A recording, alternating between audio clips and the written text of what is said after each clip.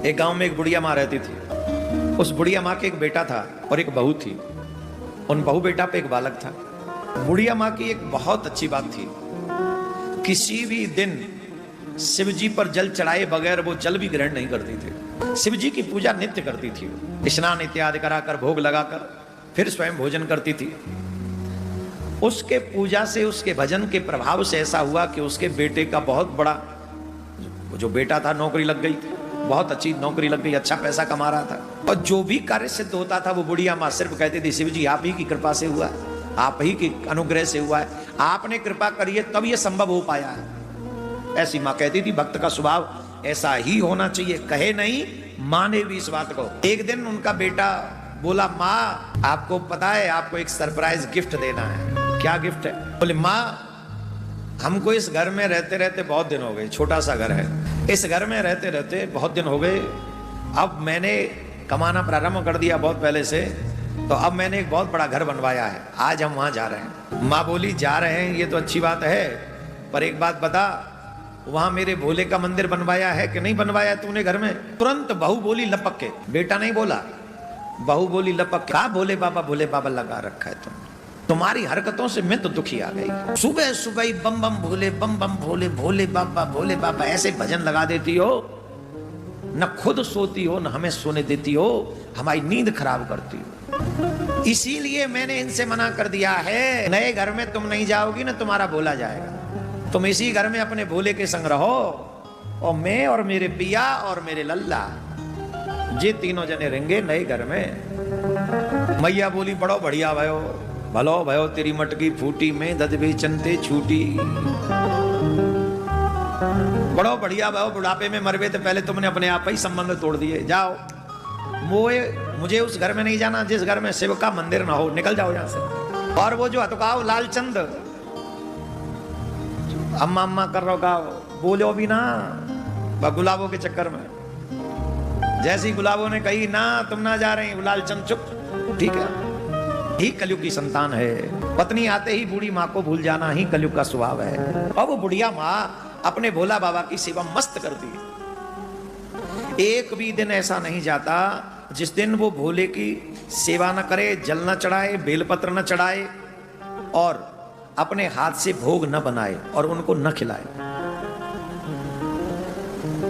हर दिन की सेवा है। अब धीरे धीरे समय बदला, और जब समय बदला तो अब उनका शरीर थोड़ा दुर्बल होने लगा। अब बुढ़ापे में दुर्बल होता ही।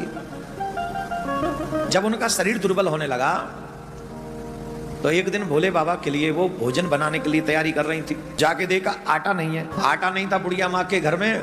तो बुढ़िया माँ ने देखा क्या करूं, तो वहां अनाज रखा हुआ था और अनाज लेकर चाकी के पास बैठी, अनाज डाला और चाकी चलाने के लिए तैयार हुई।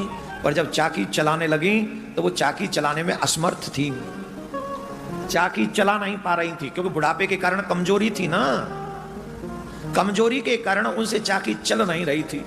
तो बुढ़िया माँ रोने लगी, हाय विधाता है भोले बाबा, आज कैसा दिन दिखा दिया, आज तक कभी इस घर में आप भूखे नहीं रहे, क्या आज आप भूखे रह जाओगे? और आप अगर भूखे रह जाएं तो धिक्कार है मेरे जीवन को, ऐसा जीवन किस काम का कि मैं आपको भोग भी न लगा सकूं। दोबारा फिर ट्राई करिए, फिर भी चाकी नहीं चली। अब तो मां फूट फूट के रोने लगी, हे भोले बाबा ऐसा लगता है आप हमसे रूठ गए, आप हमसे रूठ गए, आप हमसे रूठ गए, तभी तो आज आप घर में भूखे रह जाएंगे। हाय हाय मेरे प्राण क्यों नहीं निकल जाते, मैं जीवित ही क्यों हूं? जो पल जो क्षण शिव की सेवा करने में असमर्थ हो वो पल जीवन में आए ही क्यों? धिक्कार है ऐसे जीवन को। वो फूट फूट के रोने लगी। उसी समय एक अचानक ऐसी घटना घटी जिसकी कल्पना कोई नहीं कर सकता। देखा चाकी चलने लगी, अद्भुत प्रकाश हुआ, अपने आप चाकी चल रही है और चाकी चलती जा रही है और आवाज आई, माँ इस चाकी में अनाज डालो, अनाज डालो, अनाज डालो। मैया बोली आवाज कहां से, चाकी कैसे चल रही है? अरे तुम कौन हो, कहां से आए हो, क्या कौन, क्या बताओ तो दो कौन हो? तब साक्षात शिव प्रकट हो गए। बोले मैया हम तुम्हारी सेवा से बड़े प्रसन्न हैं, तुम्हारी भावना से बड़े प्रसन्न हैं, तुम्हारी इस डेडिकेशन वाला जो श्रद्धा है ना कि भूखे न रह जाएं शिव, हम बहुत प्रसन्न है। माँ अनाज डालो, मैं चाकी चलाऊंगा। अरे बाबा मुझ में ही ताकत भर दो ना, मैं चला। आप बैठो, आपके लिए तो भोजन बनाना। नहीं नहीं, इतने दिन तुमने चाकी चलाकर मेरे लिए प्रसाद तैयार किया है, अब मुझे चाकी चलाकर अनाज पीसने दो, जिससे मैं अपने भक्त की सेवा कर सकूं। अब आप बैठो। महाराज उस दिन शंकर भगवान ने चाकी चलाई और चाकी चलाकर बुढ़िया माँ के लिए अनाज पीस दिया और कहा माँ जल्दी से भोजन बना, बड़ी जोर से भूख लग रही है, तेरे हाथ से जब तक न खा लूं चैन नहीं पड़ेगा। मैया ने बड़ी सुंदर भोजन रसोई तैयार करी और बाबा पाने लगे और माँ रो रही है। बाबा कह रहे कुछ मांग लो। बोले और कुछ नहीं चाहती हूँ, बस यही चाहती हूँ आप यूं ही प्रसाद पाते रहे, मैं दर्शन करती रहूं, कभी भी शरीर में इतनी असमर्थता ना आए कि मैं आपके लिए भोजन न बना पाऊं, और वो दिन आने से पहले मेरे प्राण निकल जाएं, बस मैं आपसे यही चाहती हूं, मुझे और कुछ नहीं चाहिए, कुछ भी नहीं चाहिए। यह भक्ति, निष्काम भक्ति, मुझे आपसे कुछ नहीं चाहिए। मैया आज के बाद तुझे कोई कार्य नहीं करना पड़ेगा, कोई कार्य नहीं करना पड़ेगा।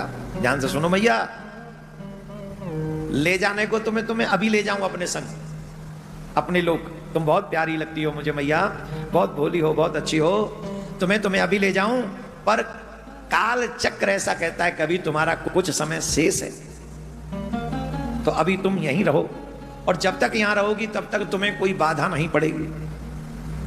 महाराज बाबा अदृश्य हुए, बाबा इतना आशीर्वाद देके अदृश्य हुए तो क्या चमत्कार घटा, जो छोटा सा घर था वो महल में बदल गया, वो महल में बदल गया। तमाम दास दासी हो गए और माँ के सब सेवा करने लगे उस बुढ़िया माँ की। एक बेटा बहू छोड़ के गए थे ना, तमाम बेटा बहू हो गए वहां सेवा करने वाले, और महाराज एकदम रानी महारानी बनकर राजमाता जैसी हो गई। अब बड़े सब सेवक चाकर सब सेवा, पूरा गांव अचंभे में पड़ गया, ऐसे कैसे संभव है। और उधर बाबा ने उस बेटा बहू को भी दंड दे दिया, नौकरी छुड़वा दी, नया मकान फूट फाट गया, मेवे गिर गया, पकड़ा गया, क्षमा मांगने लग गया। माँ का पता चला मार तो बड़े ठाट बाट में रह रही है। अब आया मैया के जोरे, mom I am sorry. Sorry के बच्चा क्या हो गया? बोले घर टूट गो मैया, मेरे पर बड़ी जोड़ते गिर गो घर। अरे तू तो बड़ा पैसा कमाता है, नौकरी है। अरे बोले मैया छापो पड़ गयो, रिश्वत ले तो पकड़ो गए। बहू रो रही थी, माता जी क्षमा कर दो। सासू माँ बोली चली जा यहाँ से चली जा। क्यों? बोले जिस बोले भंडारी के कारण तेरी नींद भंग होती है, उन्हीं का दिया हुआ है, कैसे रहेगी यहाँ। अरे मैया क्षमा करो, अब हम रह लेंगे, मैं सेवा करूंगी। बोले आएगा ही लाइन पे। धन होने पर जो मनुष्य भगवान की भक्ति और धर्म को छोड़ देता है, परमात्मा उन्हें लाइन पर लाने के लिए, सही मार्ग पर लाने के लिए उन्हें दरिद्री बना देता है, उनका दिया हुआ भी छीन लेता है, और जब दरिद्री हो जाते तो अपनी लाइन में आ जाते हैं। दरिद्री होने से पहले धनवान ही धर्मवान बना रहे तो दरिद्री होने की आवश्यकता नहीं पड़ती है।